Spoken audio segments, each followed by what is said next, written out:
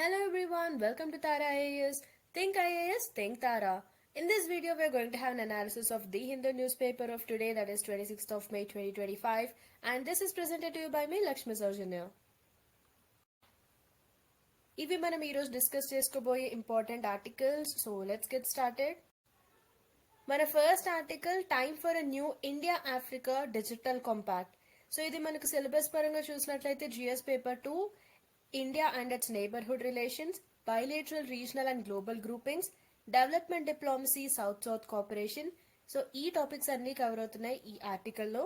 So దీని యొక్క context ఏంటంటే, సో ఈ పర్టికులర్ ఎడిటోరియల్లో మనకు renewed India Africa digital development పార్ట్నర్షిప్కి సంబంధించి ఎంతవరకు దానికి నీడ్ అనేది ఉంది, ఎంతవరకు అవసరం ఉంది ఈ విధంగా ఇండియా ఆఫ్రికా మధ్య డిజిటల్ డెవలప్మెంట్ పార్ట్నర్షిప్ అనేది రెన్యూ చేయడానికి అనేది డిస్కస్ చేయడం జరిగింది. So this was in light of Africa day, that is May 25. So నిన్న మనం ఆఫ్రికా డేని అబ్జర్వ్ చేయడం జరిగింది, May 25. And Africa unions Digital Transformation Strategy 2020 to 2030. So in the light of these, we have discussed this India-Africa Digital Development Partnership in this particular editorial. And దీనిలో మనకి emphasis ఈ India యొక్క digital public infrastructure DPI model పైన ఉంది. And also the opportunity to co create inclusive sovereign and affordable digital ecosystems in Africa through south cooperation. So May 25న Africa day అనేది observe చేయడం జరిగింది. రెండవది ఆఫ్రికన్ యూనియన్ యొక్క digital transformation strategy 2020 to 2030. So ఈ రెండిటి యొక్క కాంటెక్స్ట్లో ఈ విధంగా మనకు ఇండియా అదేవిధంగా ఆఫ్రికా మధ్య డిజిటల్ డెవలప్మెంట్ పార్ట్నర్షిప్ని రెన్యూ చేసుకోవాల్సిన అవసరం ఉందని చెప్పి ఈ ఎడిటోరియల్లో మనకు డిస్కస్ చేయడం జరిగింది. దీనికి సంబంధించిన హిస్టారికల్ బ్యాక్గ్రౌండ్ ఏముందో చూద్దాం. Colonial solidarity. So India colonial rule కింద ఉంది అండ్ అదేవిధంగా ఆఫ్రికన్ నేషన్స్ కూడా మనకు కొలోనియల్ రూల్లో ఉండేవి. సో దీనివల్ల ఏంటంటే ఇది మనకు సౌత్ కోఆపరేషన్ అనేది మెయింటైన్ చేయడానికి ఒక బేసిస్గా ఉంటుంది. సో ఆ కొలోనియల్ సాలిడారిటీ అనేది ఉంది, ఎందుకంటే ఇండియా అదేవిధంగా కొన్ని ఆఫ్రికన్ కంట్రీస్ కూడా మనం ఏ విధంగా అయితే ఇండియా కొలోనియల్ రూల్లో ఉండిందో ఆఫ్రికాలోని కొన్ని కంట్రీస్ కూడా కొలోనియల్ రూల్లో ఉండేవి. Then non aligned movement. India Africa యొక్క డీకాలనైజేషన్ మూవ్మెంట్స్ని సపోర్ట్ చేయడం జరిగింది. సో మనం ఏ విధంగా అయితే ఫ్రీడమ్ కోసం మూవ్మెంట్ చేయడం జరిగిందో ఆ విధంగా ఆఫ్రికాలోని కొన్ని నేషన్స్ కూడా డీకాలనైజేషన్ మూవ్మెంట్స్ అనేవి చేస్తుండేవి. సో వీటికి ఇండియా సపోర్ట్ చేసింది and remind a consistent partner through forums like NAM and G77. So ఎప్పుడు కూడా కాన్స్టెంట్గా ఇండియా ఆఫ్రికన్ నేషన్స్కి ఒక కన్సిస్టెంట్ పార్ట్నర్గా ఉంది. దేని ద్వారా అంటే మన నాన్ అలైన్మెంట్ మూవ్మెంట్ ద్వారా, దాంతోపాటుగా G77 ఇటువంటి ఇనిషియేటివ్స్తో ఇది ఇండియా ఆఫ్రికాకి ఒక కాన్స్టెంట్ లేదా కన్సిస్టెంట్ పార్ట్నర్గా ఉండింది. Then pan African network 2009. So digital కోఆపరేషన్కి ప్రికర్సర్గా this provided telemedicine and tele education to 48 African nations via satellite. So satellite ద్వారా ఆల్మోస్ట్ 48 ఆఫ్రికన్ కంట్రీస్కి మనం టెలిమెడిసిన్ అదేవిధంగా టెలి ఎడ్యుకేషన్ని కూడా ప్రొవైడ్ చేయడం జరిగింది. That is through this pan African network of 2009. Then India Africa forum summits. దీన్ని 2008లో launch చేయడం జరిగింది. ఈ సమ్మిట్స్ ఏంటంటే మన ఇండియా ఆఫ్రికా యొక్క టైస్ని ఇన్స్టిట్యూషనలైజ్ చేయడం జరిగింది through development aid, trade, scholarships and capacity building. So ఇది ఇండియా ఆఫ్రికాకి సంబంధించిన historical background. Then key dimensions of India Africa relations. So India Africa మధ్య ఉన్న రిలేషన్స్కి సంబంధించిన హిస్టారికల్ బ్యాక్గ్రౌండ్ చూసాం. సో వీటి యొక్క రిలేషన్కి సంబంధించిన ఇంపార్టెంట్ డైమెన్షన్స్ ఏంటో చూద్దాం. Development cooperation and capacity building, ITEC and ICCR. So through this ITEC అంటే Indian technical and economic cooperation, అదేవిధంగా ఈ ITEC ప్రోగ్రామ్తో పాటుగా Indian council for cultural relations ICCR. వీటి రెండిటి ద్వారా ఇండియా మనకు ప్రతి సంవత్సరం కూడా 50,000 స్కాలర్షిప్స్ అనేవి ప్రొవైడ్ చేయడం జరుగుతుంది, right? So do remember this, you would have seen in some places of India. So కొన్ని యూనివర్సిటీస్లో మనకు ఫారిన్ స్టూడెంట్స్ ఉంటారు, ఎస్పెషలీ ఆఫ్రికన్ స్టూడెంట్స్. ఈ ఆఫ్రికన్ స్టూడెంట్స్కి మనం ఈ విధమైన Indian technical economic cooperation programme లేదా ICCR, Indian council for cultural రిలేషన్స్లో భాగంగా వీరికి ప్రతి సంవత్సరం కూడా స్కాలర్షిప్స్ అనేవి ప్రొవైడ్ చేయడం జరుగుతుంది. Then civil servants, professionals and students from Africa, they benefit from technical training, skilling and cultural exchanges. So ఆఫ్రికాలోని సివిల్ సర్వెంట్స్, అక్కడ ప్రొఫెషనల్స్ అండ్ ఆఫ్రికా యొక్క స్టూడెంట్స్ కూడా ఈ విధమైన టెక్నికల్ ట్రైనింగ్, స్కిల్లింగ్ అండ్ ఈ రెండు నేషన్స్ మధ్య, ఆఫ్రికన్ నేషన్స్ అదేవిధంగా ఇండియా మధ్య ఉన్న కల్చరల్ ఎక్స్చేంజెస్ వలన బెనిఫిట్ అవుతున్నారు. Then trade and investment partnership. India మనకు ఆఫ్రికా యొక్క third largest trading partner and ఈ రెండిటి మధ్య బైలేటరల్ ట్రేడ్ ఏదైతే ఉందో ఇది 2022-23 డేటా చూసినట్లయితే $98 బిలియన్ గా ఉంది. అండ్ మనం కీ సెక్టర్స్ చూసినట్లయితే ఫార్మస్యూటికల్స్, ఇన్ఫ్రాస్ట్రక్చర్, అగ్రికల్చర్ అదేవిధంగా ఎనర్జీ, ఇవన్నీ మనకు కీ సెక్టర్స్. అండ్ మనకు డిఎఫ్టిపి లాంటి ఇనిషియేటివ్స్ కూడా ఉన్నాయి, duty free tariff preference. So వీటి వల్ల ఏంటంటే మనకు ఇండియాకి ఆఫ్రికా యొక్క ఎక్స్పోర్ట్స్ అనేవి ఎన్హాన్స్ అవుతాయి, రైట్. సో ఈ విధమైన డ్యూటీ ఫ్రీ టారిఫ్ ప్రిఫరెన్స్ ఉండడం వల్ల ఇండియాకి ఆఫ్రికన్ ఎక్స్పోర్ట్స్ అనేవి పెరుగుతాయి through these kinds of initiatives. Then defence and maritime security cooperation. So defence సెక్టర్లో అదేవిధంగా మ్యారిటైమ్ సెక్యూరిటీకి సంబంధించి ఇండియా అండ్ ఆఫ్రికా మధ్య ఏ విధమైన కోఆపరేషన్ ఉందో చూద్దాం. India engages with African nations in maritime domain awareness. So ఆఫ్రికాతో కలిసి మనం జాయింట్ మిలిటరీ ఎక్సర్సైజెస్ కండక్ట్ చేస్తుంటాం, లైక్ ఆఫిండెక్స్, అండ్ డిఫెన్స్ పర్సనల్ని ట్రైన్ చేస్తూ ఉంటాం. అండ్ మ్యారిటైమ్ డొమైన్ అవేర్నెస్కి సంబంధించి ఇండియా ఈ ఆఫ్రికన్ నేషన్స్తో ఎంగేజ్ అవుతూ ఉంటుంది. అండ్ ఈ విధమైన జాయింట్ మిలిటరీ ఎక్సర్సైజెస్ అవి కూడా కండక్ట్ చేయడం జరుగుతుంది. And increasing focus on this Indian ocean security and anti piracy operations. So recent టైమ్స్లో మనం చూసినట్లయితే ఇండియన్ ఓషన్ యొక్క సెక్యూరిటీ పైన ఎక్కువగా ఫోకస్ అనేది పెరిగింది, దాంతోపాటుగా యాంటీ పైరసీ ఆపరేషన్స్ పైన కూడా ఫోకస్ పెరిగింది. Then health and educational diplomacy. India యొక్క వ్యాక్సిన్ మైత్రి, ఇది మనకు ఎస్పెషలీ కోవిడ్-19 క్రైసిస్ టైంలో చాలా ఆఫ్రికన్ కంట్రీస్కి సపోర్ట్ అనేది ఇవ్వడం జరిగింది వ్యాక్సిన్ మైత్రి ద్వారా. అండ్ మనం ఐఐటి మద్రాస్ యొక్క జాంజిబార్ క్యాంపస్ అనేది ఎస్టాబ్లిష్ చేయడం జరిగింది. సో దీని ద్వారా ఏంటంటే మనకు హైయర్ ఎడ్యుకేషన్ డిప్లొమసీలో ఇదొక మైల్ స్టోన్గా మిగిలింది, right. So it marks a milestone in higher education diplomacy by establishment of this IIT Madras Zanzibar campus. So ఆ విధంగా మనం health diplomacy and educational diplomacy కూడా మెయింటైన్ చేయడం జరుగుతుంది. Then multilateral engagement and global governance. So India అదేవిధంగా Africa కొన్ని ఏరియాస్లో collaborate చేసుకోవడం జరుగుతుంది on issues like climate justice, UN security council reform and food security. ఇటువంటి ఏరియాస్లో ఇండియా అదేవిధంగా ఆఫ్రికా కొలాబరేట్ చేయడం జరుగుతుంది. And platforms include India Africa forum summit, international solar alliance, BRICS and G77. ఇటువంటి ప్లాట్ఫామ్స్లో కూడా మనకు ఇండియా అండ్ ఆఫ్రికా కొలాబరేట్ చేస్తూ ఉంటాయి అండ్ అదేవిధంగా కోఆపరేట్ చేసుకుంటూ ఉంటాయి. సో ఆ విధంగా మనం మల్టీలేటరల్ ఎంగేజ్మెంట్ అదేవిధంగా గ్లోబల్ గవర్నెన్స్ని కూడా ఎన్హాన్స్ చేయడం జరుగుతుంది. ఇవన్నీ మనకు ఇండియా ఆఫ్రికా మధ్య ఉన్న రిలేషన్స్ యొక్క major dimensions. Now let's have a look at the digital partnership as a strategic pillar. So digital partnership ఎందుకు ఒక strategic pillar అంటే exporting India's DPI model. So India ఏంటంటే it is sharing platforms like Aadhaar, modular ID, UPI, DigiLocker, Diksha and CoWIN. So this is to support affordable and sovereign digital governance in Africa. So ఆఫ్రికాలో affordable and sovereign digital గవర్నెన్స్ని support చేయడం కోసం India కొన్ని ప్లాట్ఫామ్స్ని share చేయడం జరిగింది, like Aadhaar యొక్క modular ID, మన UPI platforms, DigiLocker, దీక్ష అదేవిధంగా కోవిన్, వీటిని మనం షేర్ చేయడం జరిగింది. సో ఇండియా యొక్క డిపిఐ మోడల్ని మనం ఆఫ్రికాతో షేర్ చేసుకున్నాం, సో దట్ ఆఫ్రికాలో కూడా మనకు అఫోర్డబుల్ అండ్ సావరెన్ డిజిటల్ గవర్నెన్స్ని సపోర్ట్ చేసినట్లు అవుతుందని. Then coming to the recent collaborations, Togo and IIT Bengaluru digital ఐడీస్కి సంబంధించి కొలాబరేట్ అవ్వడం జరిగింది.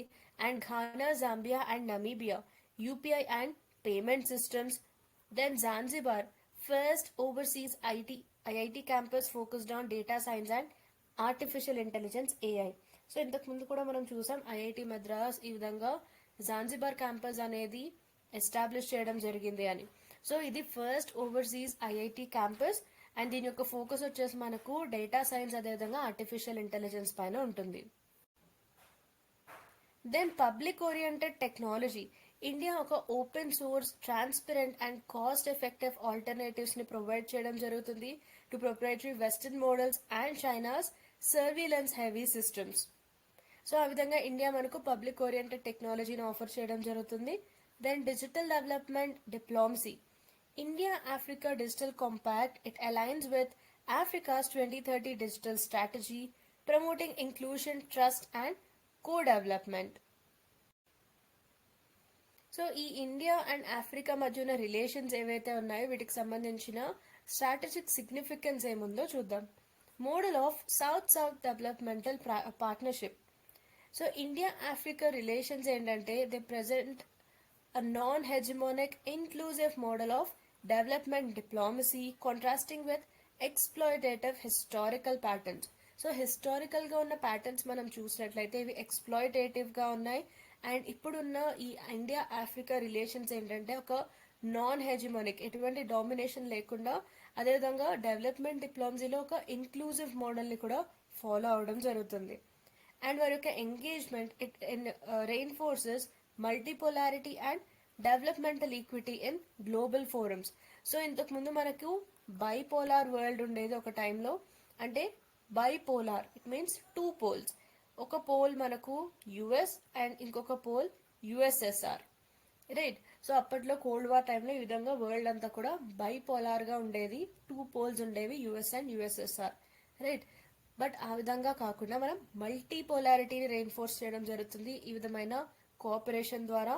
అండ్ గ్లోబల్ ఫోరమ్స్లో కూడా మనకు డెవలప్మెంటల్ ఈక్విటీ అనేది రెయిన్ఫోర్స్ చేయడం జరుగుతుంది because of this partnership between India and Africa. Then we have geostrategic balance in the Indo-Pacific and Western Indian Ocean. Africa యొక్క ఈస్టర్న్ సీబోర్డ్ ఇది ఇండియా యొక్క మ్యారిటైమ్ సెక్యూరిటీకి, బ్లూ ఎకానమీకి, అదేవిధంగా ఇండో పెసిఫిక్ అవుట్ రీచ్కి చాలా important. And strategic engagement with nations like Seychelles, Kenya and Mozambique. So ఇటువంటి నేషన్స్తో ఉన్న స్ట్రాటజిక్ ఎంగేజ్మెంట్ వలన ఇది ఇండియా యొక్క రోల్ ఒక నెట్ సెక్యూరిటీ ప్రొవైడర్గా సపోర్ట్ చేయడం జరుగుతుంది, right. So do remember these nations. So we have strategic engagement with these nations like Seychelles, Kenya and Mozambique, and this supports India's role as a net security provider. Then support base for multilateral reform and global south leadership. African support ఏంటంటే దానివల్ల మనకు India ఏదైతే మనకు United nation security కౌన్సిల్లో permanent membership కోసం కొన్ని ambitions ఏవైతే ఉన్నాయో దాన్ని ఇంకా సపోర్ట్ చేయడం జరుగుతుంది. అండ్ WTO వరల్డ్ ట్రేడ్ ఆర్గనైజేషన్కి సంబంధించిన reforms and leadership in climate justice and technology ethics, all these will be boosted with African support. Then counterbalance to strategic rivals. So India ఏంటంటే చైనా యొక్క debt driven model ఏదైతే ఉందో like our belt and road initiative. So ఈ belt and road initiative గురించి కూడా మనం last వీక్లో ఒక ఎడిటోరియల్ అనేది డిస్కస్ చేయడం జరిగింది. సో చైనా ఈ విధమైన డెట్ డ్రివెన్ మోడల్స్ అనేవి యూజ్ చేయడం జరుగుతుంది. దానికి ఆల్టర్నేటివ్గా ఇండియా ఒక ట్రస్ట్ బేస్డ్ ఆల్టర్నేటివ్గా ఉంది. And the west conditional aid enhancing strategic credibility in the reason. China చూసినట్లయితే మనకు డెట్ డ్రివెన్ మోడల్ అనేది యూజ్ చేస్తుంది అండ్ మన వెస్టర్న్ నేషన్స్ కండిషనల్ ఎయిడ్ అనేది ఇస్తుంది. సో వీటికి భిన్నంగా ఇండియా ఒక ట్రస్ట్ బేస్డ్ ఆల్టర్నేటివ్గా ఉంది. దానివల్ల మనకు మన యొక్క రీజన్లో స్ట్రాటజిక్ క్రెడిబిలిటీ ఆఫ్ ఇండియా అనేది ఎన్హాన్స్ అవుతుంది. Then it promotes transparency, local ownership and capacity building. Platform for exporting ethical open source digital models. Africa అనేది ఇండియా యొక్క డిజిటల్ పబ్లిక్ ఇన్ఫ్రాస్ట్రక్చర్ యొక్క లాంచ్ ప్యాడ్గా ఉంది on the global stage. So దీనివల్ల ఏంటంటే India యొక్క soft power అనేది strengthen అవుతుంది and global digital governance లో రూల్ సెట్టింగ్ కెపాసిటీ కూడా మనకు స్ట్రెంథన్ అవుతుంది. ఇది మనకు ఇండియా ఆఫ్రికా రిలేషన్స్ యొక్క strategic significance. So India Africa relations కి ఉన్న కొన్ని ఛాలెంజెస్ ఏంటో చూద్దాం. Digital infrastructure gaps in Africa. ఆఫ్రికాలో మనకు డిజిటల్ ఇన్ఫ్రాస్ట్రక్చర్ కి సంబంధించి కొంత కొరత అయితే ఉంది. ఇంటర్నెట్ కి యాక్సెస్ తక్కువగా ఉంది, అదేవిధంగా ఎలక్ట్రిసిటీ అండ్ డివైజెస్ కి సంబంధించిన యాక్సెస్ లిమిటెడ్ గా ఉంది. సో దీనివల్ల ఏంటంటే ఇండియా ఏదైతే డిజిటల్ సొల్యూషన్స్ ప్రొవైడ్ చేయడం జరుగుతుందో లైక్ యూపీఐ ఆర్ ఆధార్, వీటి యొక్క ఇంప్లిమెంటేషన్ అనేది కష్టంగా మారుతుంది. Then Jio political competition from China and the West. India యొక్క అవుట్ రీచ్ ఎఫర్ట్స్ ఏవైతే ఉన్నాయో వీటికి చాలా స్ట్రాంగ్ కాంపిటీషన్ ఉంది చైనా యొక్క belt and road digital initiatives ద్వారా. అదేవిధంగా వెస్టర్న్ ప్రొప్రైటరీ టెక్ ప్లాట్ఫామ్స్ నుండి కూడా చాలా స్ట్రాంగ్ కాంపిటీషన్ అనేది మనం ఫేస్ చేయడం జరుగుతుంది. Then regulatory and institutional fragmentation. So African countries అన్నిటికీ కలిపి ఒక యూనిఫైడ్ లీగల్ ఫ్రేమ్వర్క్ అనేది లేదు. సో దానివల్ల ఏంటంటే it hinders scalability of India's digital public goods. Then lack of local capacity and maintenance frameworks. So చాలా ఆఫ్రికన్ కంట్రీస్లో ఏంటంటే మనకు స్కిల్డ్ మ్యాన్ పవర్ ఉండడం లేదు, అదేవిధంగా institutional depth to sustain and customise Indian digital systems. So India ఏదైతే digital solutions లేదా digital సిస్టమ్స్ని ప్రొవైడ్ చేయడం జరుగుతుందో వాటిని సస్టైన్ చేసుకోవడం కోసం, వాటిని ఆఫ్రికన్ నేషన్స్ యొక్క నీడ్స్కి తగ్గట్టుగా కస్టమైజ్ చేసుకోవడానికి కావాల్సిన స్కిల్డ్ మ్యాన్ పవర్, అదేవిధంగా ఇన్స్టిట్యూషనల్ డెప్త్ అనేది చాలా ఆఫ్రికన్ నేషన్స్లో ఇది ఉండడం లేదు. Then insufficient private sector engagement. India యొక్క స్టార్టప్స్ అండ్ టెక్ కంపెనీస్ అనేవి they have not aggressively explored African markets. So ఇండియాలో చాలా స్టార్టప్స్ అనేవి ఉన్నాయి, దాంతోపాటు చాలా టెక్ కంపెనీస్ ఉన్నాయి. ఇవన్నీ కూడా ఆఫ్రికన్ మార్కెట్స్ అనేవి ఇప్పటికీ కూడా ఫుల్గా ఎక్స్ప్లోర్ చేయలేదు. So this limits grass roots innovation and digital services. So వీటి వల్ల మనకు గ్రాస్ రూట్ లెవెల్లో ఇన్నోవేషన్, అదేవిధంగా ఈ డిజిటల్ సర్వీసెస్ అనేవి లిమిటెడ్గా ఉంటున్నాయి. ఇవి మనకు ఇండియా అండ్ ఆఫ్రికా యొక్క రిలేషన్స్కి సంబంధించి మనం ఫేస్ చేస్తున్న challenges. Finally, what is the way forward? Launch a formal India Africa digital compact. So సొల్యూషన్గా ఏంటంటే మనం ఒక ఫార్మల్ ఇండియా ఆఫ్రికా డిజిటల్ కాంపాక్ట్ని లాంచ్ చేయాల్సి ఉంటుంది. So this will be a structured partnership aligned with Africa's digital transformation strategy 2030 and దీని యొక్క focus అనేది sovereign, inclusive and open source platforms పైన ఉంటుంది. And the digital expansion with renewable energy projects. ఈ DPI initiatives ఏవైతే ఉంటాయో వీటిని మనం గ్రీన్ ఎనర్జీ సొల్యూషన్స్తో ఇంటిగ్రేట్ చేయాలి. సో దట్ మనం రూరల్, అదేవిధంగా semi urban areas of Africa, ఆ రీజన్స్లో మనం పవర్ షార్టేజ్ని అడ్రస్ చేయొచ్చు. Then establish India Africa tech hubs and IIT satellites. So India యొక్క ఎడ్యుకేషనల్ డిప్లొమసీని మనం ఎక్స్పాండ్ చేయొచ్చు through IIT like campuses, regional tech hubs and capacity building programmes under ITEC. So what is this ITEC? Indian Technical and Economic Cooperation. Then mobilize Indian startups for African solutions. So మన ఇండియాలో ఉండే fintechs, health tax, అదేవిధంగా ఎడ్టెక్స్ని African మార్కెట్స్కి తగ్గట్టుగా, వారి యొక్క నీడ్స్కి తగ్గట్టుగా digital సొల్యూషన్స్ని కస్టమైజ్ చేసి డెవలప్ చేయాలని చెప్పి మనం మన ఇండియాలోని ఫిన్టెక్స్, హెల్త్ టెక్స్ అండ్ ఎడ్టెక్స్ని ఎంకరేజ్ చేయాల్సి ఉంటుంది. Then deploy digital envoys and technical missions. So మనం ఆఫ్రికా మొత్తం కూడా we have to place digital attaches and in the Indian missions. So దీనివల్ల మనకు DPI export, training and bilateral ఇంప్లిమెంటేషన్ని coordinate చేయగలుగుతాం. సో ఇది మనకు ఈ ఇండియా ఆఫ్రికా రిలేషన్స్కి సంబంధించిన ఇష్యూస్ ఏవైతే ఉన్నాయో వీటికి సంబంధించిన సమ్ పాసిబుల్ సొల్యూషన్స్. సో ఇప్పుడు దీనిపైన ఒక మెయిన్స్ క్వశ్చన్ అనేది చూద్దాం. ఈ పర్టికులర్ టాపిక్ ఏదైతే మనం డిస్కస్ చేసామో ఇప్పటి వరకు దీనిపైన ఒక క్వశ్చన్ని చూద్దాం. So the main question is India's engagement with Africa.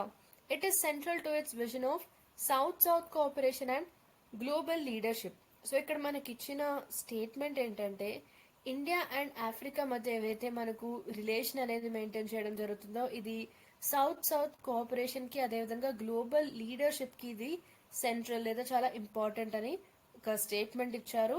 So critically examine the key areas of cooperation and strategic significance of India-Africa relations. So do remember the keyword here is critically examine. So మనకు ఈ రెండు nations ఏవైతే ఉన్నాయో like African nations అదేవిధంగా India వీటి మధ్య key areas major areas of cooperation ఏమున్నాయి so వాటిని క్రిటికల్ ఎగ్జామిన్ చేయాల్సి ఉంటుంది. అదేవిధంగా ఇండియా ఆఫ్రికా రిలేషన్స్ యొక్క స్ట్రాటజిక్ సిగ్నిఫికెన్స్ ఏదైతే ఉందో దీన్ని కూడా ఎగ్జామిన్ చేయాల్సి ఉంటుంది. So try to answer this question in 250 words. So ఇప్పుడు మన నెక్స్ట్ ఆర్టికల్ ఏంటో చూద్దాం. మన second article why has Tamil Nadu adopted a space sector policy. ఇది మనకు జిఎస్ పేపర్ 3 పాయింట్ ఆఫ్ వ్యూలో ఇంపార్టెంట్. సో దీని యొక్క కాంటెక్స్ట్ ఏంటంటే April 17, 2025 Tamil Nadu it has become one of the few Indian states alongside Karnataka and Gujarat to adopt a dedicated space industrial policy. So ఈ విధంగా ఒక dedicated space industrial పాలసీని తీసుకొచ్చిన చాలా అతి కొద్ది ఇండియన్ స్టేట్స్ ఏవైతే ఉన్నాయో along with Karnataka and Gujarat Tamil Nadu కూడా ఈ లిస్ట్లో యాడ్ అయింది. సో దీని యొక్క ఆబ్జెక్టివ్ ఏంటంటే నెక్స్ట్ 5 yearsలో 10,000 crore రూపీస్ ఇన్వెస్ట్మెంట్ని అట్రాక్ట్ చేయడమే దీని యొక్క ఆబ్జెక్టివ్. అండ్ ఈ పాలసీ ఏదైతే ఉందో ఇది మన national Indian space policy 2023తో align అవుతుంది. And it AIIMS to leverage తమిళనాడుస్ manufacturing and R&D capabilities in the emerging space economy. So ఇది ఆర్టికల్ యొక్క context. Coming to the strategic imperatives behind Tamil Nadu's space policy. First is leverage existing ISRO infrastructure. So తమిళనాడులో మనకు మహేంద్రగిరిలో ఇస్రో యొక్క propulsion complex ఉంది and upcoming space port at కులశేఖరపట్నం. So వీటి వల్ల ఏంటంటే మనకు లాంచ్ సర్వీసెస్ అదేవిధంగా టెస్టింగ్ హబ్స్కి సంబంధించి తమిళనాడుకి న్యాచురల్గా ఒక అడ్వాంటేజ్ అనేది ఉంటుంది. Then align with national space policy 2023.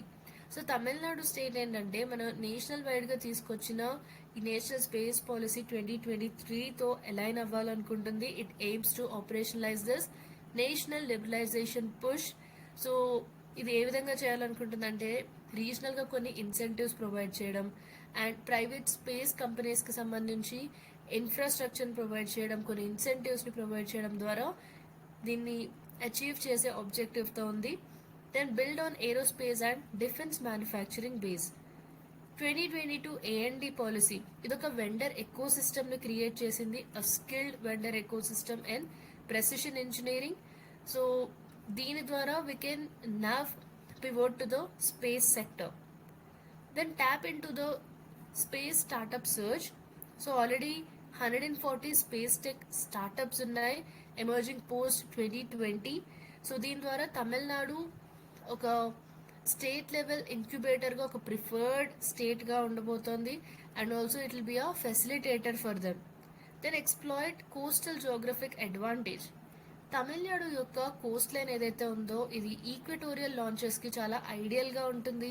So దీనివల్ల మనకు శాటిలైట్స్కి సంబంధించిన ఎనర్జీ కాస్ట్ అనేవి తగ్గుతాయి, టార్గెటింగ్ లో ఎర్త్ ఆర్బిట్స్.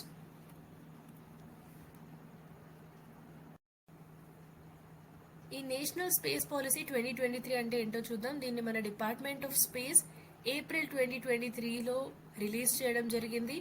దీని యొక్క ఆబ్జెక్టివ్ ఏంటంటే ఆత్మనిర్భర్ భారత్ యొక్క విజన్ని స్పేస్ సెక్టర్లో ఇంప్లిమెంట్ చేయడం by unlocking the potential of non government entities including private companies and startups.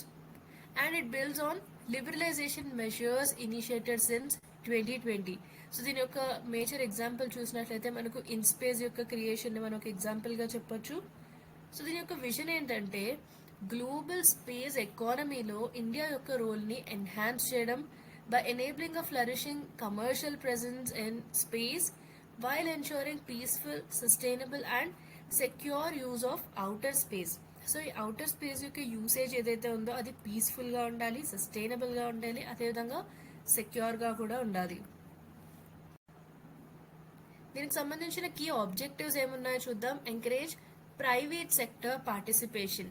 So అన్ని నాన్ గవర్నమెంట్ ఎంటిటీస్ కూడా ఎండ్ టు ఎండ్ యాక్టివిటీస్ని అండర్టేక్ చేయాల్సి ఉంటుంది in the space sector, like satellite manufacturing, launch vehicle development, ground stations and space based services, and define institutional roles clearly. ISRO ఏంటంటే R&D పైన, కొత్త technologies పైన, అదేవిధంగా నేషనల్ స్ట్రాటజిక్ మిషన్స్ పైన ఫోకస్ పెట్టడం జరిగింది. And coming to in space, ఇది మనకు ప్రైవేట్ ప్లేయర్స్ని ఆథరైజ్ చేయడానికి, అదేవిధంగా వీరిని రెగ్యులేట్ చేయడం కోసం ఉండే ఒక single window agency. Then NSIL, new space India limited, ఇది ఇస్రో యొక్క టెక్నాలజీస్ అండ్ సర్వీసెస్ని, వీటి యొక్క కమర్షియలైజేషన్ని హ్యాండిల్ చేస్తుంది. సో ఇవి దీని యొక్క key objectives. So some more objectives are promote ease of doing business and space. So దీనికోసం ఏంటంటే మనం అప్రూవల్స్ని సింప్లిఫై చేయాల్సి ఉంటుంది, అదేవిధంగా ప్రైవేట్ ఎంటిటీస్ కోసం అప్రూవల్స్తో పాటుగా క్లియరెన్సెస్ని కూడా సింప్లిఫై చేయాలి, ఫాస్ట్ ట్రాక్ చేయాలి. అండ్ ఇస్రో యొక్క infrastructure, test facilities and data ఏదైతే ఉంటుందో వీటికి యాక్సెస్ని కూడా ఇవ్వాల్సి ఉంటుంది. Then global collaboration and sustainability, మనం ఇంటర్నేషనల్ పార్ట్నర్షిప్స్ని ఎంకరేజ్ చేయాలి, అదేవిధంగా అవుటర్ స్పేస్కి సంబంధించి రెస్పాన్సిబుల్ బిహేవియర్ని కూడా ప్రమోట్ చేయాల్సి ఉంటుంది. Then it supports India's compliance with international treaties and space debris mitigation guide lines. So మనం స్పేస్ ఆపరేషన్స్ చేస్తున్నప్పుడు అక్కడ కొంత వేస్టేజ్ అనేది జనరేట్ అవుతుంది, లైక్ లైఫ్ కంప్లీట్ అయిపోయినా లేదా అన్యూజ్డ్ శాటిలైట్స్ ఏవైతే ఉంటాయి ఇవన్నీ మనకు స్పేస్ డెబ్రీగా మిగులుతాయి. సో ఈ స్పేస్ డెబ్రీ అనేది మన యొక్క శాటిలైట్స్కి ఒక హిండ్రెన్స్గా ఉంటుంది. సో ఇటువంటి స్పేస్ డెబ్రీ యొక్క మిటిగేషన్ అంటే రిడక్షన్కి సంబంధించిన guide lines and international treaties ఏవైతే ఉన్నాయో వీటితో ఇండియా కంప్లై అవ్వాల్సి ఉంటుంది. And this initiative will support it. Then satellite communication and remote sensing access allow NGEs to establish and operate satellite constellations and end users కి సర్వీసెస్ని మనం డైరెక్ట్గా provide చేయాల్సి ఉంటుంది. So we have to allow the NGEs to do this. దీనికి సంబంధించిన salient features ఏమున్నాయో చూద్దాం. Open access, NGEs ఏంటంటే నాన్ గవర్నమెంటల్ ఎంటిటీస్, మనకు అన్ని స్పేస్ యాక్టివిటీస్ కూడా అండర్టేక్ చేయొచ్చు with in space approval. Then coming to public-private collaboration, infrastructure and technology transfer from ISRO. దీనికి సంబంధించి షేర్డ్ యూసేజ్ అనేది ఉంటుంది. సో పబ్లిక్ ప్రైవేట్ కొలాబరేషన్లో భాగంగా ఇస్రోకి సంబంధించిన ఇన్ఫ్రాస్ట్రక్చర్ అండ్ టెక్నాలజీని షేర్డ్ యూజ్ అనేది చేయడం జరుగుతుంది. Then coming to commercialisation, NSIL ISRO యొక్క కెపాసిటీస్ని గ్లోబల్గా కమర్షియలైజ్ చేయడం జరుగుతుంది. Then focus on research and development, R&D. ISRO ఏంటంటే మనకు హై అండ్ రీసెర్చ్, అదేవిధంగా ఇంటర్ ప్లానెటరీ మిషన్స్ అంటే డిఫరెంట్ ప్లానెట్స్కి మనం ఏదైతే మిషన్స్ ప్లాన్ చేయడం జరుగుతుందో ఈ మిషన్స్ని, అదేవిధంగా హై అండ్ రీసెర్చ్ని కూడా ఇస్రో ప్రయారిటైజ్ చేయడం జరుగుతుంది. ఆ విధంగా ఫోకస్ అనేది రీసెర్చ్ అండ్ డెవలప్మెంట్ R&D మీద పెట్టడం జరుగుతుంది. దెన్ రెగ్యులేటరీ క్లారిటీ, ఇది ఒక రూల్స్ బేస్డ్ మెకానిజంని ఎస్టాబ్లిష్ చేస్తుంది for licensing and compliance. So ఇవి దీని యొక్క సేలియంట్ ఫీచర్స్. సో దీని యొక్క సిగ్నిఫికెన్స్ లేదా ఇంపార్టెన్స్ ఏంటో చూద్దాం. It positions India as a competitive global space hub. ఇండియాని ఒక కాంపిటేటివ్ గ్లోబల్ స్పేస్ హబ్గా మనకు ప్రమోట్ చేయడం జరుగుతుంది. దాంతోపాటుగా గ్లోబల్ మార్కెట్లో ఎకనామిక్ ఆపర్చునిటీస్ని కూడా అన్లాక్ చేస్తుంది at $1 trillion by 2040. And then satellite internet, earth observation and launch సర్వీసెస్కి సంబంధించి ఇన్నోవేషన్ని కూడా ఎంకరేజ్ చేస్తుంది. అండ్ ఇది make in India and digital India గోల్స్తో కూడా అలైన్ అవుతుంది. ఇది దీని యొక్క సిగ్నిఫికెన్స్. సో దీనికి సంబంధించి కొన్ని ఛాలెంజెస్ కూడా ఫేస్ చేయడం జరుగుతుంది. సో ఆ ఛాలెంజెస్ ఏంటో చూద్దాం. So the challenges ahead are lack of a dedicated space activities bill. So దీనికి ఒక లీగల్ బ్యాకింగ్ అనేది ప్రొవైడ్ చేయడానికి మన దగ్గర ఒక డెడికేటెడ్ స్పేస్ యాక్టివిటీస్ బిల్ అనేది లేదు. అండ్ ఇన్ స్పేస్కి సంబంధించి కొన్ని కెపాసిటీ కన్స్ట్రెయిన్స్ ఉన్నాయి. For regulating rapidly growing private players. So private players చాలా ఫాస్ట్గా పెరుగుతున్నారు, బట్ వారిని రెగ్యులేట్ చేయడం కోసం ఇన్ స్పేస్కి సంబంధించి కెపాసిటీ కన్స్ట్రెయిన్స్ అనేవి ఉన్నాయి. అండ్ అదేవిధంగా మనకు ఎలాన్ మస్క్ యొక్క స్టార్ లింక్, అమెజాన్ యొక్క క్యూపర్ అండ్ చైనా యొక్క సిఏఎస్సి, వీటి నుండి మనకు గ్లోబల్ వైడ్ కాంపిటీషన్ కూడా ఉంది. So there is a need for robust space situational awareness and debris mitigation frameworks. ఇవి మనకి ఇష్యూకి సంబంధించిన వేరియస్ ఛాలెంజెస్. సో ఫైనలీ దీని యొక్క పాసిబుల్ సొల్యూషన్స్ ఏంటో చూద్దాం. The way forward is that expedite passing of Space Activities Bill. Legal clarity కోసం space activities బిల్ని pass చేయడాన్ని మనం స్పీడప్ చేయాల్సి ఉంటుంది. అండ్ అదేవిధంగా ఇన్ స్పేస్ని మనం హ్యూమన్ క్యాపిటల్తో, అదేవిధంగా టెక్నికల్ ఎక్స్పర్టీస్ని ప్రొవైడ్ చేసి ఇన్ స్పేస్ని మనం స్ట్రెంగ్థెన్ చేయాలి. And foster academic industry collaboration via IITs, IISc and private incubators, and expand India's role in shaping global norms for peaceful space exploration. So these are the possible solutions or the way forward for this particular issue. మన next article ఏంటో చూద్దాం. So మన next article, is this the end of globalisation as we know it? Syllabus చూసినట్లయితే ఇది మనకు GS3 Indian economy, liberalisation, globalisation and their effects on economy. Then coming to the context, ఈ ఆర్టికల్లో ఏంటంటే Covid crisis తర్వాత, అదేవిధంగా Trump ఎరా dynamics తర్వాత ఏదైతే మనకు గ్లోబలైజేషన్ ట్రెండ్స్ అనేవి స్పీడప్ అయ్యాయో, వీటి వలన as nations increasingly retreat into protectionism, reshoring and economic nationalism, వీటన్నిటిని కూడా ఈ ఆర్టికల్లో ఎగ్జామిన్ చేయడం జరిగింది. And it questions whether the era of hyper globalisation is ending and how India can navigate this new reality. So ఈ article ఏంటంటే మనకు ఈ హైపర్ గ్లోబలైజేషన్ అనేది ఎండ్ అవుతుందా, అండ్ ఇండియా ఈ కొత్త రియాలిటీ ఏదైతే ఉందో దీన్ని ఏ విధంగా ఇండియా పాస్ అవ్వగలదు, ఎలా డీల్ చేయగలదు అనేది మనకు ఈ ఆర్టికల్లో డిస్కస్ చేయడం జరిగింది. So now let's have a look at the arguments for and arguments against this. So ఈ ఇష్యూకి సంబంధించి ఫేవర్గా ఉన్న ఆర్గ్యుమెంట్స్, అదేవిధంగా అగెయిన్స్ట్గా ఉన్న ఆర్గ్యుమెంట్స్ ఏంటో చూద్దాం. ఫస్ట్ ఈ డిక్లైన్ ఆఫ్ గ్లోబలైజేషన్ సంబంధించి ఫేవర్గా ఉన్న ఆర్గ్యుమెంట్స్ చూద్దాం. First is COVID-19 as a supply shock wake up call. So exposed vulnerabilities and over dependence on foreign supply chains. So మనం మెడికల్ సప్లైస్ నుండి సెమీ కండక్టర్స్ వరకు చూసినట్లయితే ఫారిన్ సప్లై చైన్స్ పైన మనం ఎక్కువగా అంటే ఓవర్ డిపెండెన్స్ అవ్వడం వలన ఎంత వల్నరబిలిటీస్ అనేది ఫేస్ చేయాల్సి వస్తుంది అనేది COVID-19 టైంలో ఇది ఎక్స్పోజ్ అయింది. Then rise of economic nationalism, మనకు డొనాల్డ్ ట్రంప్ లాంటి లీడర్స్ అండ్ బ్రెగ్జిట్ లాంటి మూవ్మెంట్స్, వీటి వలన it has make in ex rhetoric dominant and reshoring, decoupling and tariff based protection, ఇవన్నీ కూడా మనకు రీసెంట్ టైమ్స్లో ఇంక్రీజ్ అయ్యాయి. దెన్ digital localisation over integration, global commerce and tech firms ఏంటంటే ఇప్పుడు థింక్ లోకల్, యాక్ట్ లోకల్, దీన్ని ఎక్కువగా అడాప్ట్ చేసుకోవడం జరుగుతుంది instead of think global. So ఇంతకు ముందు వరకు ఈ థింక్ గ్లోబల్ అనేది ఎక్కువగా అడాప్ట్ చేసుకోవడం జరిగేది, బట్ ఇప్పుడున్న సిచ్యుయేషన్స్లో గ్లోబల్గా ఉన్న commerce firms and tech firms ఏంటంటే థింక్ లోకల్, యాక్ట్ లోకల్ అనే ఈ స్లోగన్ని ఎక్కువగా ఫాలో అవడం జరుగుతుంది.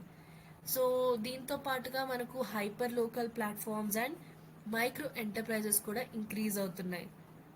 Then restructuring of global value chains, మనం లో కాస్ట్ అవుట్సోర్సింగ్ నుండి స్ట్రాటజిక్ అటానమీ, అదేవిధంగా సెక్యూరిటీ ఆఫ్ సప్లై వైపు షిఫ్ట్ అవడం జరుగుతుంది. సో ఇది ఎక్కువగా ఎటువంటి ఏరియాస్లో అంటే సెమీ కండక్టర్స్ అండ్ క్రిటికల్ మినరల్స్కి సంబంధించి ఈ విధమైన షిఫ్ట్ అనేది మనం చూడొచ్చు.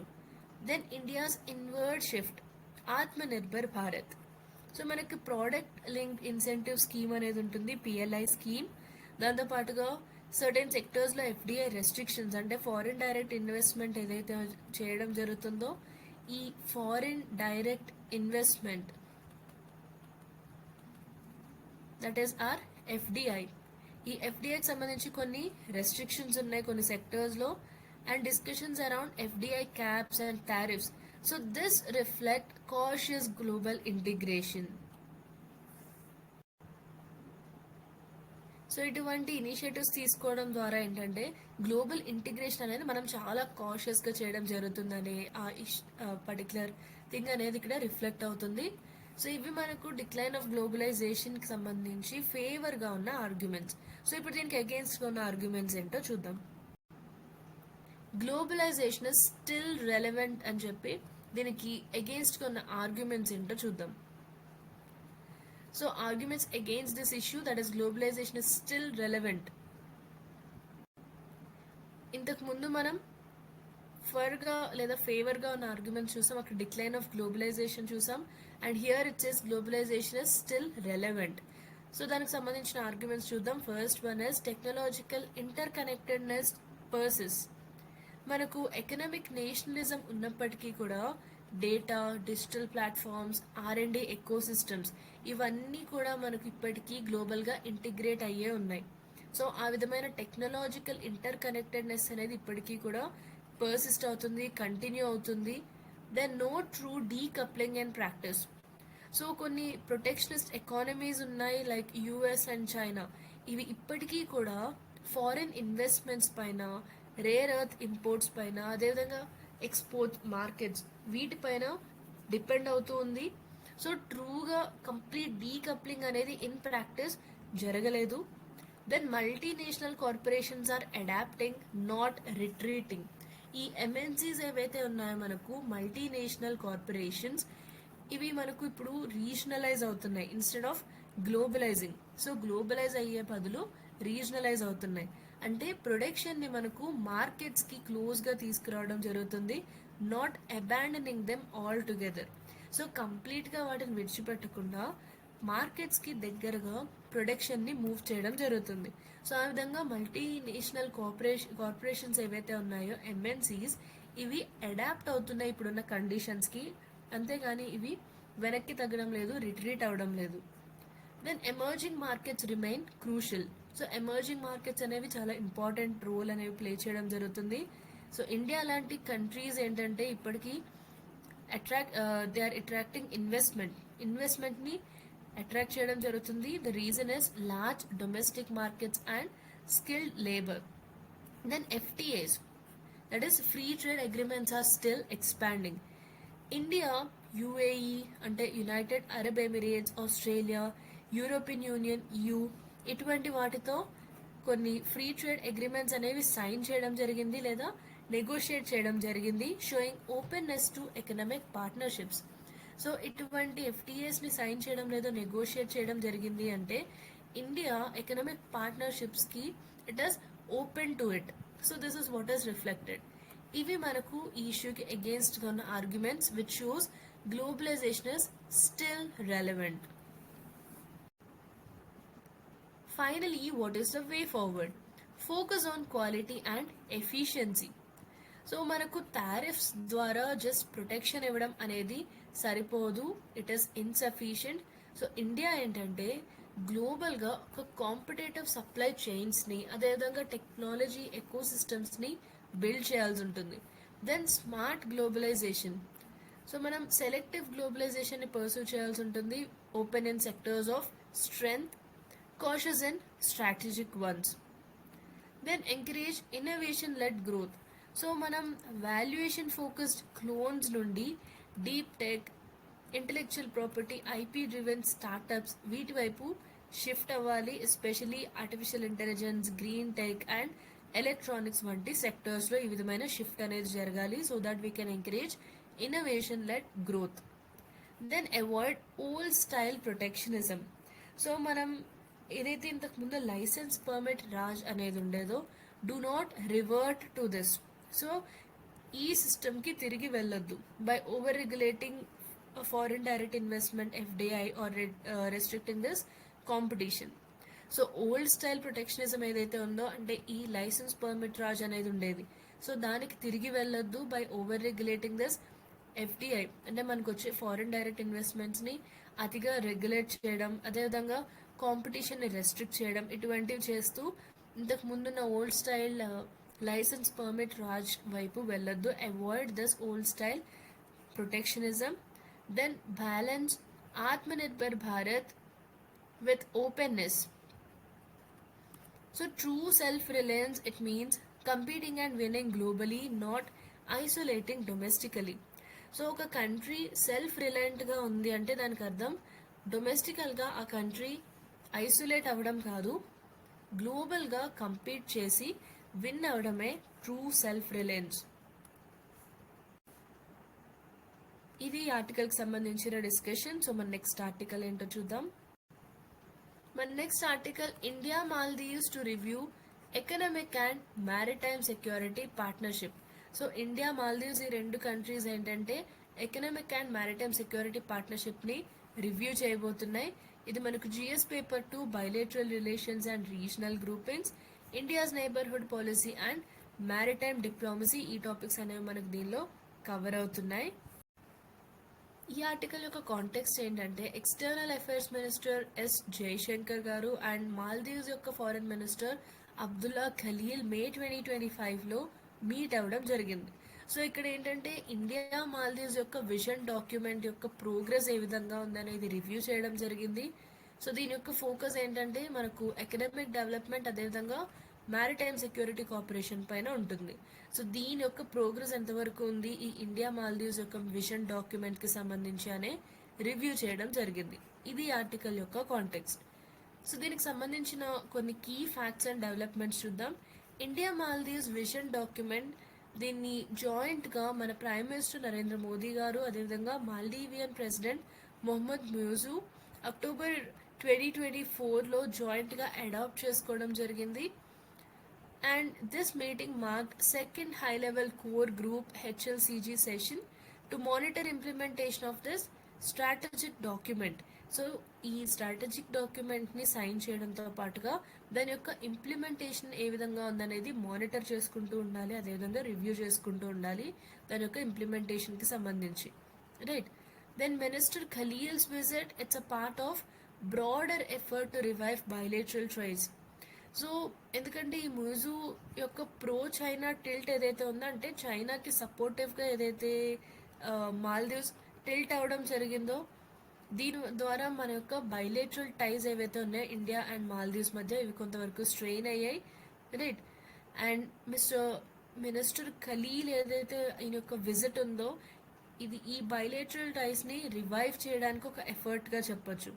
And also demand for Indian troop withdrawal post November 2023 తర్వాత ఇండియన్ ట్రూప్స్ అనేవి విత్డ్రా అవ్వాలని డిమాండ్ చేయడం జరిగింది. ఇదొక రీజన్. అండ్ ఇంకొక రీజన్ ఏంటంటే ఈ మొహమ్మద్ ముజు గవర్నమెంట్ చైనా వైపు, చైనాకి సపోర్ట్గా టిల్ట్ అవ్వడం జరిగింది. ఇటువంటి సిచ్యువేషన్లో ఇండియా అండ్ మాల్దీవ్స్ మధ్య ఉన్న బైలేటరల్ టైస్, అంటే ఈ రెండు కంట్రీస్ మధ్య ఉన్న టైస్ని రివైవ్ చేయడానికి ఈయన యొక్క విజిట్ అనేది ఒక బ్రాడర్ ఎఫర్ట్గా మనం చెప్పొచ్చు. ఈ పార్ట్నర్షిప్ యొక్క స్ట్రాటజిక్ ఇంపార్టెన్స్ ఏంటో చూద్దాం. Maritime security cooperation. మాల్దీవ్స్ అనేది ఇండియా యొక్క సాగర్ డాక్ట్రిన్కి చాలా ఇంపార్టెంట్. సో సాగర్ అంటే security and growth for all in the region. Then shared interest in combating piracy, drug trafficking and maritime terrorism. Then geostrategic location. So ఇది మనకు major sea lanes of communication ఏవైతే ఉంటాయో వాటికి దగ్గరగా ఉంటుంది in the Indian Ocean. So India యొక్క naval అవుట్ రీచ్కి, అదేవిధంగా ట్రేడ్ సెక్యూరిటీకి సంబంధించి చాలా important. Then economic and infrastructure development. India మనకు మాల్దీవ్స్లో ports, airfields, housing and health ఇన్ఫ్రాస్ట్రక్చర్కి కూడా సపోర్ట్ చేయడం జరిగింది. అండ్ మాల్దీవ్స్ యొక్క లార్జెస్ట్ డెవలప్మెంట్ పార్ట్నర్ ఎవరు అంటే ఇండియానే. Then neighbourhood first and Mahasagar doctrine. So India యొక్క రీజనల్ ఫారెన్ పాలసీ అనేది ఎక్కువగా ఇంక్లూజివ్ డెవలప్మెంట్ అండ్ సెక్యూరిటీ పైన ఫోకస్ చేయడం జరుగుతుంది through commerce, capacity building et cetera. So go through the map of this Maldives. So దీని యొక్క లొకేషన్, సో ఇక్కడ మనకి ఇంపార్టెంట్ ప్లేసెస్ ఏమున్నాయి అండ్ ఏ లాటిట్యూడ్ ఆర్ లాంగిట్యూడ్ దీనికి దగ్గర నుండి పాస్ అవుతుంది. సో ఇటువంటి డీటెయిల్స్ అన్ని మనకి important because it is recently in the news. So please do go through the map. మన next article, operation Sindoor is phase of transforming India says Modi. దీని యొక్క కాంటెక్స్ట్ ఏంటంటే ప్రైమ్ మినిస్టర్ నరేంద్ర మోదీ గారు మే 2025 యొక్క మన్ కీ బాత్ ఎడిషన్ ఏదైతే ఉందో దీనిలో ఆపరేషన్ సింధూర్ని ఒక defining movement for changing India అని డిస్క్రైబ్ చేయడం జరిగింది.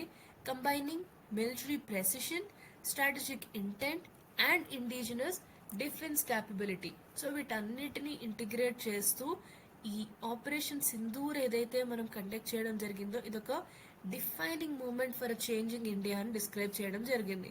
ఇది ఈ ఆర్టికల్ యొక్క కాంటెక్స్ట్. ఆపరేషన్ సింధూర్ కి సంబంధించిన ఇంపార్టెన్స్ లేదా సిగ్నిఫికెన్స్ ఏంటో చూద్దాం. Military precision and strategic clarity. So ఈ పర్టికులర్ ఆపరేషన్ ద్వారా ఏంటంటే ఇండియా ఏ విధంగా కౌంటర్ టెర్రర్ ఆపరేషన్స్లో ఎంత ఫాస్ట్గా స్విఫ్ట్గా యాక్షన్ అనేది తీసుకోవడం జరుగుతుంది, ఎంతవరకు కోఆర్డినేషన్ ఉంది and cross border counter terrorism ఆపరేషన్కి సంబంధించి ఇండియా యొక్క ఈ క్యాపబిలిటీ అంతా కూడా డెమాన్స్ట్రేట్ చేయడం జరిగింది. Then strengthening national security doctrine. So ఇది ఒక రియాక్టివ్ స్టాన్స్గా కాకుండా ప్రొయాక్టివ్ సెక్యూరిటీ పోస్చర్గా కూడా ఉంటుంది. Then it's a boost to Atmanirbhar Bharat and defence. So మన ప్రైమ్ మినిస్టర్ గారు ఈ మిషన్ యొక్క సక్సెస్ని made in India weapons, equipment and టెక్నాలజీకి ఈ మిషన్ యొక్క సక్సెస్ క్రెడిట్ అనేది ఇవ్వడం జరిగింది. Then national morale and patriotism. So ఈ ఆపరేషన్ సింధూర్ తర్వాత మనం చూసాం అక్రాస్ ద కంట్రీ, మన కంట్రీ అంతా కూడా చాలా సెలబ్రేట్ చేసుకోవడం జరిగింది ఆపరేషన్ సింధూర్ యొక్క సక్సెస్ని via art, social media and citizen led campaigns కూడా చూసుంటాం మనం. ఈ ఆపరేషన్ సింధూర్కి సంబంధించి మీరు చూసుంటారు ఆర్ట్ ద్వారా, అదేవిధంగా కొంతమంది సోషల్ మీడియాలో దీన్ని సెలబ్రేట్ చేసుకోవడం జరిగింది. అదేవిధంగా కొన్ని సిటిజన్ లెడ్ క్యాంపెయిన్స్ కూడా జరిగాయి. Then geo political messaging. So this reinforces India's stance on Pak-occupied Jammu and Kashmir as part of its sovereign territory. So terror proxies and వాటి యొక్క స్పాన్సర్ ఎవరైతే ఉంటారో వీరికి ఒక స్ట్రాంగ్ సిగ్నల్ ఇవ్వడం జరిగింది దీనివల్ల. So it's a geo political messaging. ఇది మనకు ఈ ఆపరేషన్ సింధూర్ యొక్క సిగ్నిఫికెన్స్ లేదా ఇంపార్టెన్స్. సో ఇప్పుడు మన నెక్స్ట్ ఆర్టికల్ ఏంటో చూద్దాం. మన next article, where does the RBI's surplus come from. So ఆర్బీఐకి ఈ సర్ప్లస్ అనేది ఎక్కడి నుండి వస్తుంది అనేది ఈ ఎడిటోరియల్. దీని యొక్క కాంటెక్స్ట్ మనం చూసినట్లయితే మే 24, 2025న ఆర్బీఐ ఒక అనౌన్స్మెంట్ చేయడం జరిగింది. That is a record surplus transfer of 2.69 lakh crore rupees to the central government for the financial year 2024-25.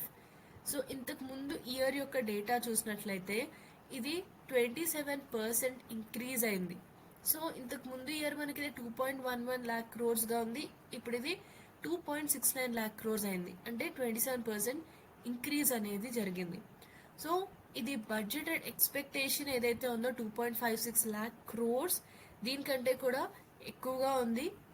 So this is expected from all the financial public sector entities and it is significantly above this budgeted expectation.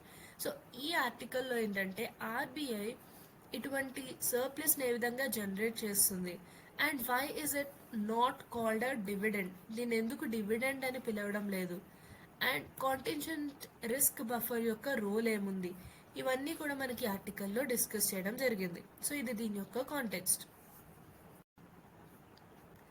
Then coming to the sources of RBI surplus. ఆర్బీఐకి ఈ విధమైన surplus రావడానికి ఎటువంటి sources ఉన్నాయో చూద్దాం. First is forex transactions, అంటే మన foreign exchange transactions. Profits from buying and selling this forex reserves. So favourable currency movements ఉన్నప్పుడు ఫారిన్ ఎక్స్చేంజ్ రిజర్వ్స్ని కొనడం అదేవిధంగా అమ్మడం, వీటి ద్వారా వచ్చే లాభాలు. Then interest earnings on domestic and foreign bonds. Domestic bonds అదేవిధంగా ఫారిన్ బాండ్స్ పైన including US treasuries and sovereign securities కొంత ఇంట్రెస్ట్ ఎర్నింగ్స్ అనేవి వస్తాయి. దెన్ seigniorage income అంటే issuing revenue from issuing a currency at a cost lower than its face value. So ఆ currency యొక్క face value కంటే తక్కువ కాస్ట్కి ఒక కరెన్సీని ఇష్యూ చేసినప్పుడు ఏదైతే రెవెన్యూ రావడం జరుగుతుందో దాన్ని మనం ఇందులో ఇంక్లూడ్ చేయడం జరుగుతుంది. Then fee based services, banking services ఏదైతే గవర్నమెంట్కి అదేవిధంగా పబ్లిక్ సెక్టర్కి ప్రొవైడ్ చేయడం జరుగుతుందో ఆ బ్యాంకింగ్ సర్వీసెస్ నుండి వచ్చే ఎర్నింగ్స్ అవి మనకు fee based services. Then revaluation gains, so revaluation of foreign assets due to rupee depreciation or interest rate changes, depreciation of rupee అవ్వడం వలన లేదా ఇంట్రెస్ట్ రేట్లో చేంజెస్ రావడం వలన ఫారెన్ అసెట్స్ని రీవాల్యూ చేయడం, దీనివల్ల మనకు రీవాల్యుయేషన్ గెయిన్స్ వస్తాయి. సో ఇవన్నీ మనకు ఆర్బీఐ యొక్క సర్ప్లస్కి సంబంధించిన సోర్సెస్. సో ఈ ఆర్టికల్లో మనకు ప్రిలిమ్స్కి సంబంధించి కొన్ని ఇంపార్టెంట్ టర్మినాలజీస్ ఉన్నాయి. సో ఏంటో చూద్దాం. First is contingent risk buffer. So ఇది ఏంటంటే ఆర్బీఐ ఏదైనా ఫైనాన్షియల్ స్టెబిలిటీ రిస్క్స్ వచ్చినప్పుడు వాటిని మేనేజ్ చేయడానికి ఒక రిజర్వ్ అనేది మెయింటైన్ చేయడం జరుగుతుంది. అదే ఈ కాంటింజెంట్ రిస్క్ బఫర్ సిఆర్బి. 2024-25లో ఇది 5.5% ఆఫ్ ద బ్యాలెన్స్ షీట్కి రెడ్యూస్ చేయడం జరిగింది to enable a higher surplus transfer. So ఎక్కువ సర్ప్లస్ ట్రాన్స్ఫర్ని ఎనేబుల్ చేయడానికి ఈ సిఆర్బి లిమిట్ని మనం 5.5% of the balance sheet reduce చేయడం జరిగింది. అండ్ బిమల్ జలాన్ కమిటీ ఏదైతే ఉందో ఈ కమిటీ ఈ సిఆర్బిని 5.5 నుండి 6.5% రేంజ్లో మెయింటైన్ చేయాలని రికమెండ్ చేయడం జరిగింది. Then coming to the seigniorage, so this is a profit earned by RBI when it issues currency at a cost lower than the face value. So face value కంటే తక్కువ కాస్ట్కి మనకు కరెన్సీని ఇష్యూ చేసినట్లయితే RBI ఏదైతే profit earn చేస్తుందో దాన్ని మనం seigniorage అంటాం. ఎగ్జాంపుల్, ఒక 500 నోట్ని మనం 3 రూపీస్కి ప్రింట్ చేసినప్పుడు ఏదైతే ఈల్డ్ రావడం జరుగుతుందో అదే seigniorage. Then surplus transfer versus dividend.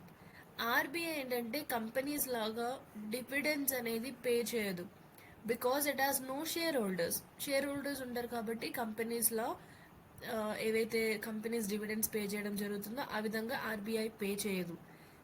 దీనికి బదులుగా ఇది సర్ప్లస్ ఏదైతే వస్తుందో దాన్ని ట్రాన్స్ఫర్ చేయడం జరుగుతుంది after covering its expenses and provisioning buffers. So RBI act 1934లో సెక్షన్ 47 ప్రకారం ఆర్బీఐకి సంబంధించిన ఎక్స్పెన్సెస్, దాని యొక్క ఎక్స్పెండిచర్ అండ్ కొంత ప్రొవిజనింగ్ బఫర్స్ ఇవన్నీ కంప్లీట్ అయిన తర్వాత ఏవైతే సర్ప్లస్ ఉంటుందో ఈ సర్ప్లస్ని ట్రాన్స్ఫర్ చేయడం జరుగుతుంది, రైట్. అంతే తప్ప డివిడెండ్స్ అనేది పే చేయదు, ఎందుకంటే దీనిలో షేర్ హోల్డర్స్ ఉండరు కాబట్టి కంపెనీస్లా ఇది డివిడెండ్ అనేది పే చేయదు. Then sources of RBI income. RBI యొక్క ఇన్కమ్కి సంబంధించిన సోర్సెస్ ఏమున్నాయో చూద్దాం. సో దీనిలో మనకు సెక్యూరిటీస్ నుండి వచ్చే interest and foreign exchange trading gains, seigniorage and government banking సర్వీసెస్కి వచ్చే ఫీజ్, ఇవన్నీ కూడా మనకు ఆర్బీఐ ఇన్కమ్ యొక్క సోర్సెస్గా చెప్పొచ్చు. దెన్ బిమల్ జలాన్ కమిటీ, దీన్ని 2018లో ఫామ్ చేయడం జరిగింది అండ్ ఇది ఆర్బీఐ యొక్క ఎకనామిక్ క్యాపిటల్ ఫ్రేమ్వర్క్ని రివ్యూ చేయడానికి ఫామ్ చేసిన కమిటీ. సో ఇదేంటంటే సర్ప్లస్ ట్రాన్స్ఫర్కి సంబంధించి బఫర్ ప్రొవిజనింగ్కి సంబంధించిన రూల్స్ని రికమెండ్ చేయడం జరిగింది. So do remember this committee, it is important. And మనం పాస్ట్ ఫ్యూ ఆర్టికల్స్లో కూడా ఈ బిమల్ జలాన్ కమిటీ గురించి డిస్కస్ చేయడం జరిగింది. Then economic capital framework. So ఈ ఫ్రేమ్వర్క్ ఏంటంటే స్టెబిలిటీ కోసం ఆర్బీఐ ఎంత క్యాపిటల్ని మెయింటైన్ చేయాల్సి ఉంటుంది అనేది ఈ ఫ్రేమ్వర్క్ డిటర్మైన్ చేస్తుంది. అండ్ అదేవిధంగా గవర్నమెంట్కి ఎంత అమౌంట్ అనేది ట్రాన్స్ఫర్ చేయొచ్చు, ఇవన్నీ కూడా ఎకనామిక్ క్యాపిటల్ ఫ్రేమ్వర్క్ ఈసీఎఫ్ ఈ ఫ్రేమ్వర్క్ డిటర్మైన్ చేయడం జరుగుతుంది. ఈ టాపిక్కి సంబంధించిన ఒక ప్రాక్టీస్ ఎంసీక్యూ చూద్దాం. Which of the following are the major sources of income for RBI. So ఇక్కడున్న వాటిలో ఆర్బీఐ యొక్క ఇన్కమ్ సోర్సెస్లో మేజర్ సోర్సెస్ ఏంటో చూద్దాం. First is interest earnings from government securities. So yes, government securities నుండి వచ్చే ఇంట్రెస్ట్ ఎర్నింగ్స్ అనేవి మనకు ఆర్బీఐ యొక్క మేజర్ సోర్సెస్ ఆఫ్ ఇన్కమ్లో ఒకటి. Then fees for managing public debt, yes this is also right. Then gains from foreign exchange transactions. So ఈ forex reserves ఏవైతే ఉంటాయో ఈ ఫారెన్ ఎక్స్చేంజ్ యొక్క ట్రాన్సాక్షన్స్ నుండి వచ్చే గెయిన్స్, సో ఇవి కూడా మనకి ఇంక్లూడ్ అవుతాయి. Then dividend from public sector undertakings, PSUs. So ఇది మనకి ఇంక్లూడ్ అవ్వదు. సో అందుకని మనకు correct answer B 1, 2 and 3. So ఎందుకంటే ఇది సెంట్రల్ గవర్నమెంట్కి ఒక సోర్స్గా ఉంటుంది, ఆర్బీఐకి కాదు. So correct answer is option B. Fourth option incorrect, ఎందుకంటే ఈ పబ్లిక్ సెక్టర్ అండర్టేకింగ్స్ పిఎస్యూస్ నుండి వచ్చే డివిడెండ్స్ ఏవైతే ఉంటాయో ఇవి సెంట్రల్ గవర్నమెంట్కి ఒక రెవెన్యూ సోర్స్గా ఉన్నాయి, రిజర్వ్ బ్యాంక్ ఆఫ్ ఇండియాకి కాదు. రైట్. సో అందు గురించే మనకు ఫోర్త్ స్టేట్మెంట్ అనేది ఇన్కరెక్ట్. అండ్ ఆర్బీఐ యొక్క ఇన్కమ్ సోర్సెస్ ఏంటంటే బాండ్స్ పైన వచ్చే ఇంట్రెస్ట్, సర్వీసెస్ పైన విధించే fees and foreign exchange operations, ఇటువంటి వాటి నుండి ఆర్బీఐ అనేది ఎర్న్ చేయడం జరుగుతుంది. అంటే ఇవి ఆర్బీఐ యొక్క major sources of income. So మన నెక్స్ట్ ఆర్టికల్ ఏంటో చూద్దాం. Inform employees on details of unified pension scheme says railway ministry. So దీని యొక్క కాంటెక్స్ట్ ఏంటంటే మినిస్ట్రీ ఆఫ్ రైల్వేస్ తన యొక్క 17 రైల్వే జోన్స్లో కొన్ని ఇన్స్ట్రక్షన్స్ అయితే ఇవ్వడం జరిగింది to ensure wide spread awareness among employees about UPS.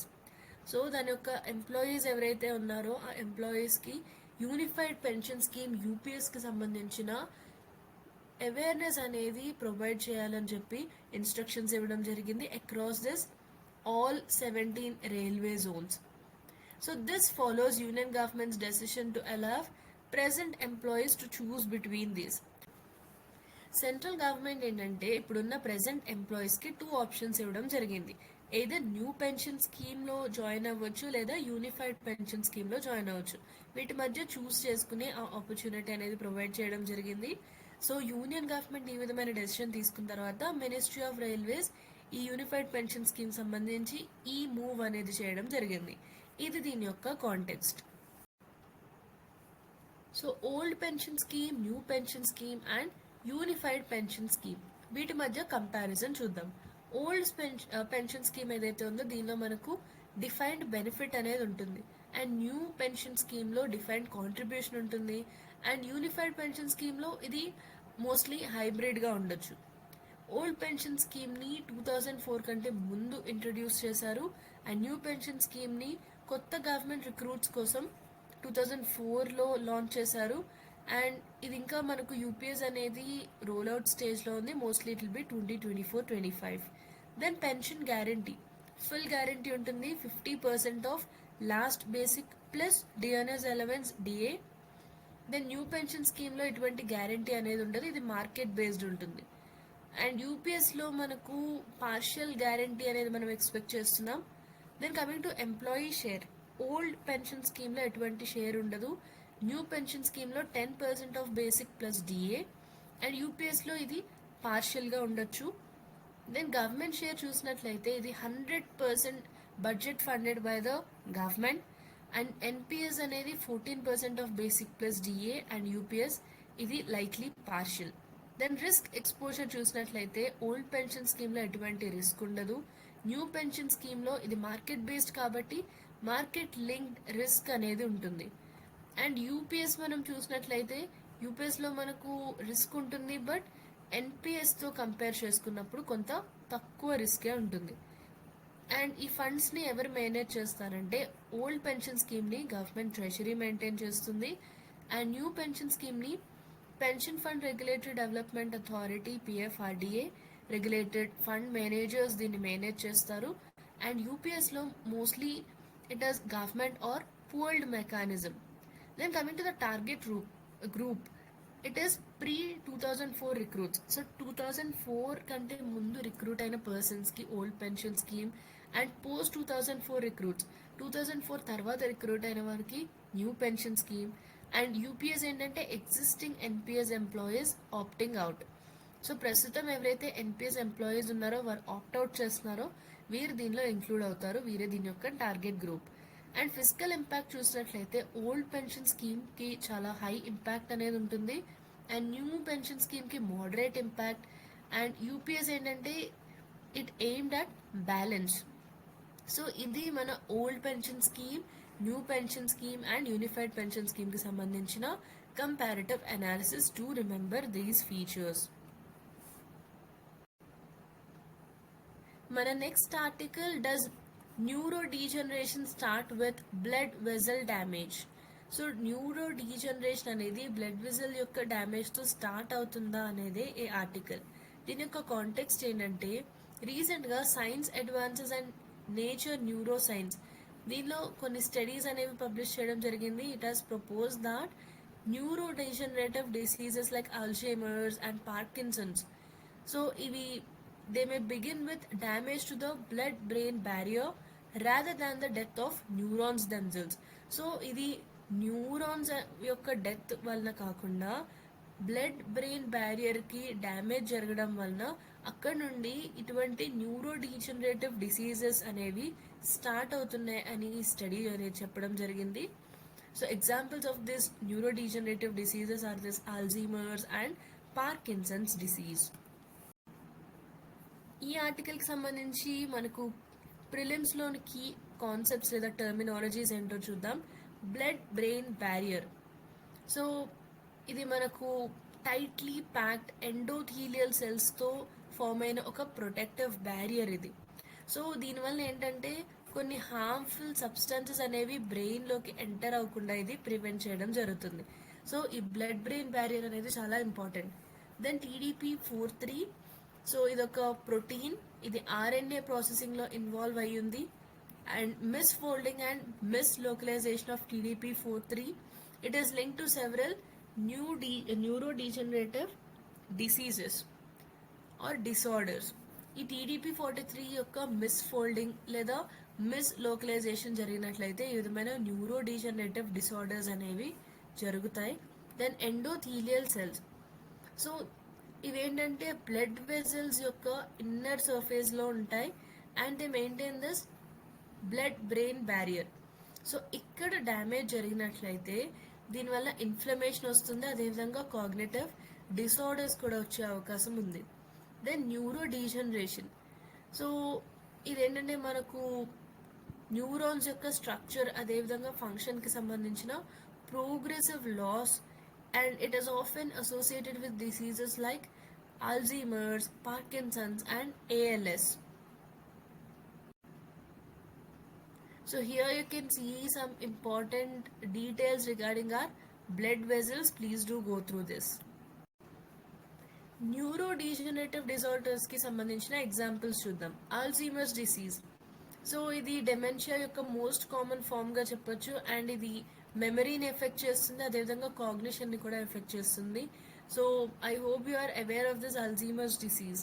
Then Parkinson's disease, so దీనిలో ఏంటంటే మనకు డోపమైన్ న్యూరాన్ లాస్ అనేది జరగడం వలన మోటార్ ఫంక్షన్ అనేది ఎఫెక్ట్ అవుతుంది.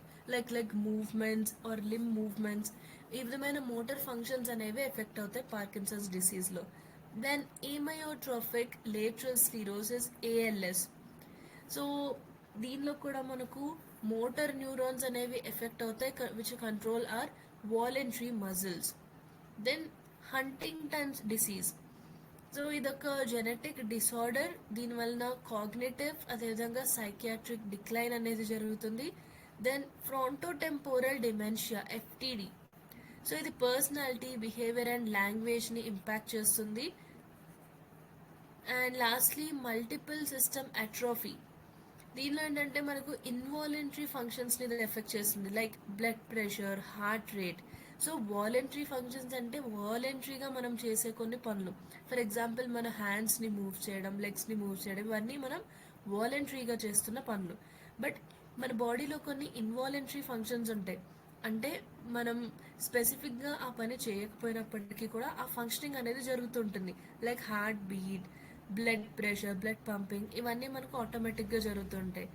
ఇటువంటి ఇన్వాలంటరీ ఫంక్షన్స్ ఏవైతే ఉన్నాయో ఇవి మనకు మల్టిపుల్ సిస్టమ్ అట్రోఫీ MSAలో ఈ ఫంక్షన్స్ అనేవి ఎఫెక్ట్ అవుతాయి. సో ఇవి న్యూరో డీజనరేటివ్ డిసార్డర్స్కి సంబంధించిన కొన్ని ఎగ్జాంపుల్స్. ఈరోజు మన లాస్ట్ ఆర్టికల్ ఏంటో చూద్దాం. New Covid variants detected in India, JN1 is most common. So మళ్ళీ మనకు ఇండియాలో కొత్త కోవిడ్ వేరియంట్స్ అనేవి డిటెక్ట్ అయ్యాయి అండ్ మోస్ట్ కామన్ వేరియంట్ ఏంటంటే JN1. దీని యొక్క కాంటెక్స్ట్ ఏంటంటే మే 2025లో ఇండియాలో కొత్త కోవిడ్-19 వేరియంట్స్ అనేవి రిపోర్ట్ చేయడం జరిగింది, లైక్ NB181, LF7. అండ్ దీంతో వీటన్నిటితో కంపేర్ చేసుకున్నప్పుడు మనకు మోస్ట్ కామన్గా ఉన్న వేరియంట్ ఏంటంటే JN1 వేరియంట్. ఇవన్నీ కూడా ప్రస్తుతం ఇంకా మానిటరింగ్లో ఉన్నాయి అండ్ వీటిని వరల్డ్ హెల్త్ ఆర్గనైజేషన్ ఇంకా వేరియంట్స్ ఆఫ్ కన్సర్న్గా క్లాసిఫై చేయలేదు. ఇది ఈ ఆర్టికల్ యొక్క context. And then we have INSACOG, that is Indian SARS-CoV-2 Genomics Consortium. Remember this. So idoka network of genome sequencing labs under Ministry of Health and Family Welfare. So దీనిలో భాగంగా ఏంటంటే ఇండియాలో ఏవైతే Covid variants spread అవుతున్నాయో వాటి యొక్క evolution ఏ విధంగా ఉంది అండ్ స్ప్రెడ్ ఏ విధంగా అవుతుంది వీటన్నిటిని ఇది ట్రాక్ చేస్తుంది. Then NCDC, national centre for disease control, ఇది మన మినిస్ట్రీ ఆఫ్ హెల్త్ కింద ఉన్న ఒక central nodal agency and this is involved in epidemic response and surveillance. కోవిడ్-19 లాంటి ఒక ఎపిడమిక్ వచ్చినప్పుడు దానికి సంబంధించిన రెస్పాన్స్ని ప్రొవైడ్ చేయడం అండ్ సర్వీలెన్స్ని చూసుకోవడం అనేది ఎన్సిడిసి యొక్క objective. So that is all about the important articles of today. Hope you have liked this video. Please do like, share and subscribe to our channel for more interesting content on UPSC. Thank you so much for watching this session. Bye bye.